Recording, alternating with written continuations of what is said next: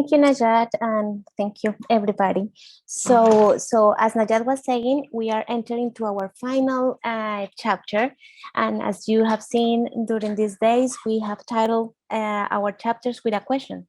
So for this chapter is who is decentralized cooperation aiming at, and we're going to be talking about the communication, reporting, monitoring, and evaluation of DC.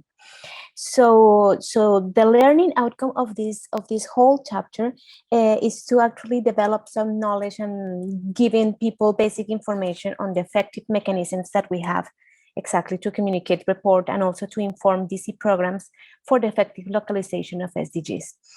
So as you have seen during the days, we will like to go always back, and this is a resource that we encourage you to do when you do your lectures and when you do your learning, is just to always go back to the image of the bicycle, because it is the way the whole module is constructed, and we believe that it is a good tool for people to remember and to associate the different concepts.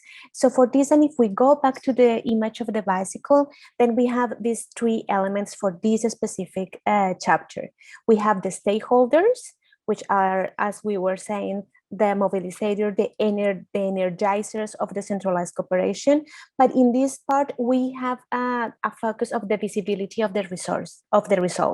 So for the visibility of the results, we need the stakeholders, we need to include people, and the visibilities of the results are also shown as a part of this roadmap that we're going through.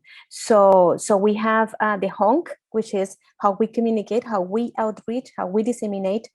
This is the link. And as I was saying, we have the stakeholders, which are the people that we need to involve, or that we need to report, or that we need to communicate to. So for this is kind of the whole image.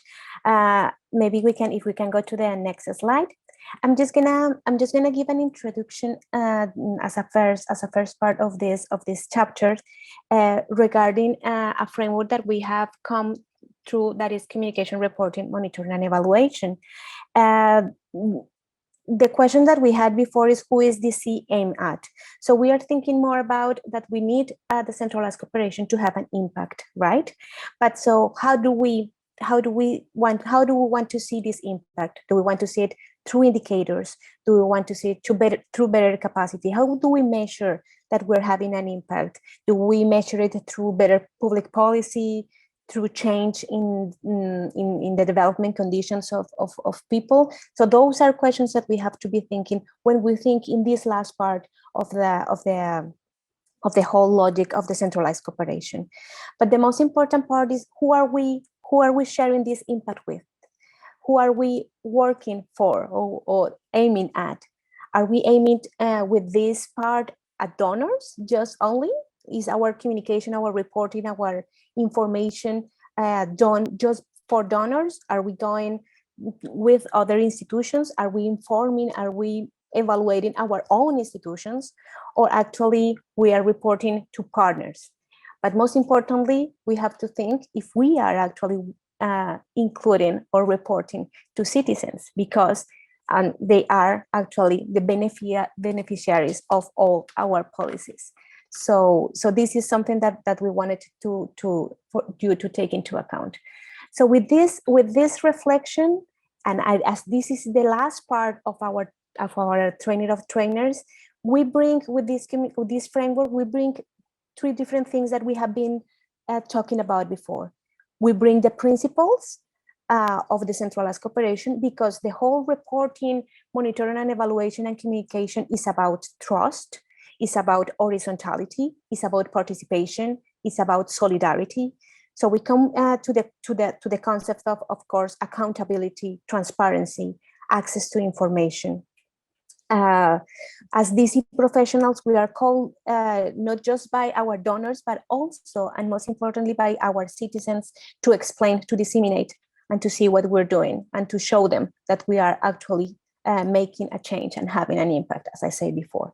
One of the other things that this can bring us back is actually the importance of what we just saw, the importance of building good partnerships, of bringing people together or involving everybody, we have to take into account that this process is for people to be included, and not as a process that is just inside the institution or our organization.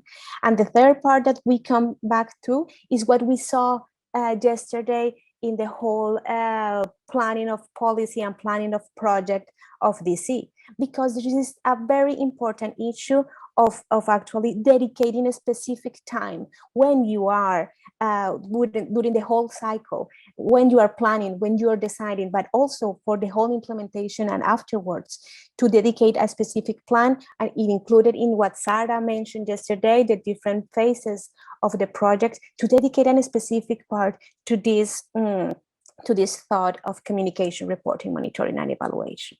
So as you see that usually we have in practice, DC projects have like planning, implementation, monitoring and evaluation, and then reporting and communication.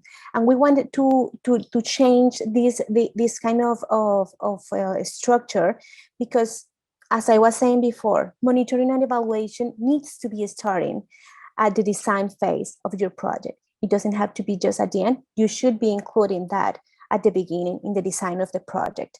Monitoring, for sure, can be happen also during implementation, and you have to be planning this monitoring from before.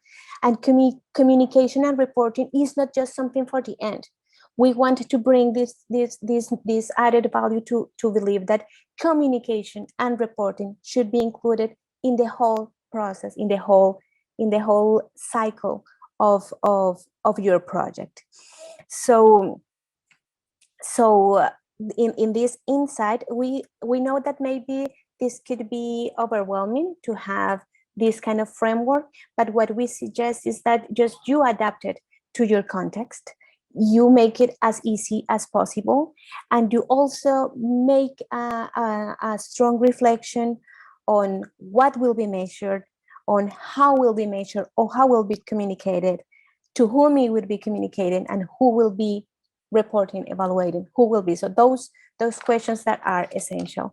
So just for this, and as a introduction, so we have these four concepts, right? We have communication, where we have to be and pay attention that all the stakeholders are aware of what is happening during this process. And this has to be with the transparency, access to information. This will gain you